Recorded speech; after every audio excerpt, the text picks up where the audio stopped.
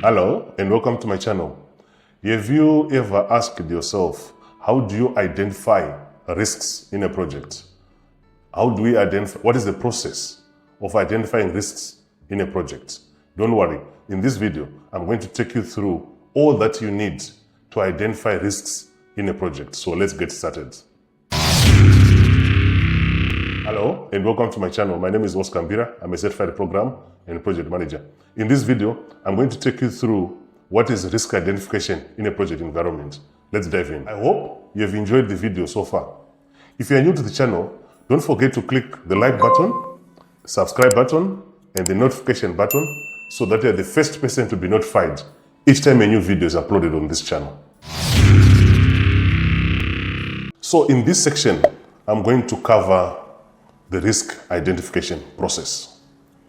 As part of risk identification process, we're going to go through what is required, what processes are needed, what activities are needed for you to complete the risk identification. So I'm going to have a combination of two things. The first one is I'll show you on the screen. The second one I'm going to show you on a diagrammatical way so that at least you can appreciate how it all goes in terms of risk identification. So there are several ways to identify a risk, and I'm not going to cover them in this video, otherwise it's going to be a very long video which might defeat the intention of this video, which is to summarize the risk cycle. So I'm going to take you through what I consider to be the best for you to come up with identification of risks. So the first thing that you need to do is to be able to categorize these risks. If you want to learn more about risk categories, I've also done a video which you can check on my channel. It says rich in terms of how do you categorize risks in a project. So in this video, I'm going to cover what is called PESTEL in risk categorization. So what do we mean by PESTEL? I'm going to take you through what it means in terms of these abbreviations. So the first one is P will stand for political. So when you're identifying risks, just make sure that you also consider the political environment. These environments are normally volatile, which means they can change anytime, and therefore it might also affect your current project. So you need to consider the category of political environment. Then the second item is on economic or economical, okay? So economical effect might also affect your project. I'll give you a good example. Assuming you were creating a product which were supposed to make available to the market, maybe due to either inflation issues or taxation issues or even any financial act that might be either created or implemented during the project, you might find it no longer viable for you to continue with that project. So if you had not done a proper risk analysis towards that area, once that happens, it's most likely that your project is going to be affected and you might not even achieve what you intended to achieve within that project in terms of objectives and also in terms of goals. So it is very apparent to you as a project member or project manager to make sure that you also have a category to assess the economical situation within the project, or within your country, within your industry, or within the project type. That is very important and it's going to save you a lot in terms of preparation, in terms of plan A, in terms of plan B. So you need to make sure that the economical side of it is well documented, all the risks are identified, and so on and so forth. Then the third one is social or sociological category. So categorizing your risks into sociological or social category is very important, especially if you're running a project that is well connected to the social environment. For example, it's connected to migration of people, it's even connected to demographics and so on and so forth. So you need to be able to say, in this category, what can go wrong socially? If you're able to identify those items, you find it very easy to manage the project because you're identifying the risks from the beginning of the project.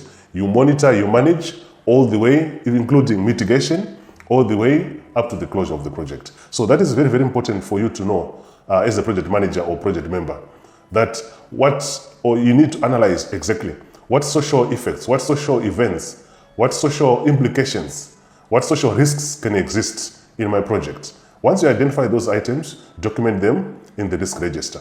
If you want to understand more about risk register, I've also done another video on risk register. You can also check it on my channel. It's one of the most important tools that you must have in a project environment. So let's move on. The next one is technology or technological. So technological category is very important. I've seen some projects which were very much affected by technology. Just to make the matter simple, I'll give you a simple example.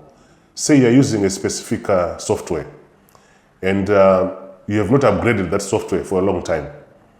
The owner or the supplier of that software might give you some dates to say, if you don't upgrade by this particular day or date, then the system either is going to stop working or you're not going to get support. So imagine you're running a project where probably you're developing a small software that has got a dependence on that software which is not yet upgraded. And maybe for some reasons, it could be financial, you're not going to make it by that date. So that technology will no longer be helpful to you, okay? So it is very important that you use the right technology at that particular time. You are always checking the risks of that particular technology when you're running the project. That is very important. Imagine you're using a certain machine that is going to be outdated in 2, 3, or 4 years to come. Then definitely that is going to affect how you're going to deliver the project. So it is quite important that you consider the technological environment, you consider the technological setups, you consider the technological capabilities, and then identify the risks around that as a project member or project manager. And then you make sure that all is aligned, and you also make sure that all the mitigations, they are done.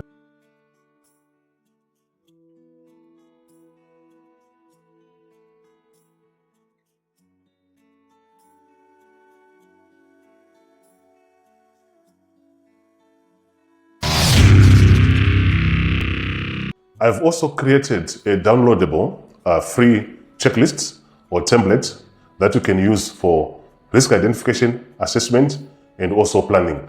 You can check it in the description below this video. Then the next one is the legal. So the legal environment is also very important for you to consider when you're identifying risks in a project. Remember, the objective here is to identify any associated risks with the project. So the legal environment is also important. Say, for example, you are working on a product that is going to be used to spray, for example, pests. As a project, you want to produce that product. And then probably in about 2 or 3 months after you've started the product, probably there is now a legal obligation that you must make sure everything is protected, the security, the environment, the animals, the insects. So imagine if you had not considered the legal environment, you are most likely going to be affected. It might even affect the project, it might even affect the output of the project. So understanding the legal framework, the legal environment, based on the type of project you're working on, based on the industry of the project you're working on, also based on the product you expect to produce from that project. That is very important, and you must master it as a project manager and also as a project member. The other categorization you need to do when you're identifying these risks is the environment. So the environment is very important. These days, the environment is very important. For example, you might be working on a product that is going to be used, say, for example, mining, and after the use of that product, there is no way to recover, probably, the area in which the mining people were working on. You find it very difficult in most environments that you won't be able to continue operating, or you might not be even given the license to operate if you don't consider the after effects of your chemical product. So it is also very important to understand what is the risk that can come with the environment. For example, you are working on a construction of a bridge as a project, and you know the area you are constructing the bridge either is prone to floods or even earthquakes or even bad weather in general. So if you don't consider the risks associated with the environment, it will be very, very difficult for you to manage the project going forward. So you need to understand also the surrounding environment, where the project is being operated, where the project is also being implemented. That is very important for you to note as a program manager, project manager, or even project member. So in terms of risk identification, you are now done with your categories, which is a plus, and that is good to do. The next stage now is to be able to describe the risks.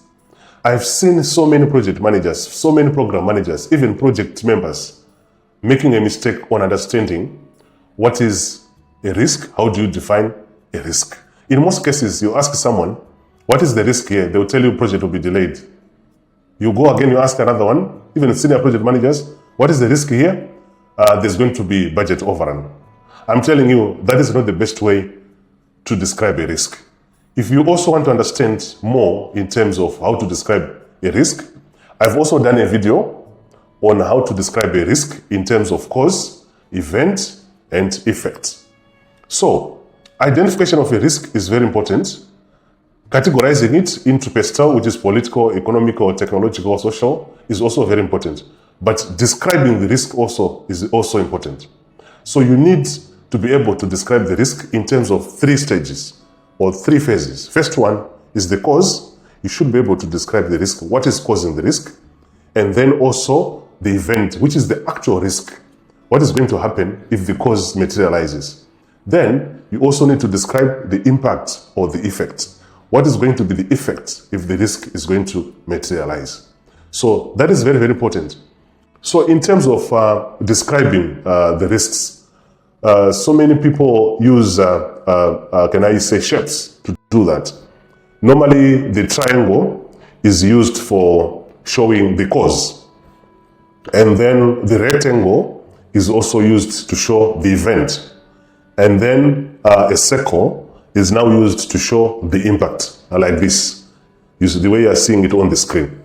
So it is very, very important when you are a project member or project manager that you are able to distinguish the 3 items: cause, event, and impact.